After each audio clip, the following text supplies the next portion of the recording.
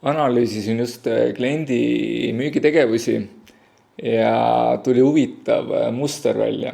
Ma kunagi nägin statistikat, et kui sa peale kõne või kohtumist saadad kliendile järelkontakti SMS-iga, siis müügitõenäosus paraneb 112%, mis tundus mulle imelik, niisugune väike asi, kuidas nii palju.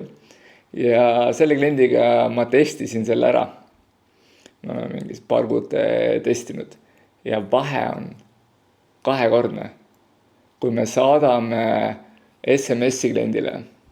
Hei, panin pakkumise teele, nagu kokku leppisime.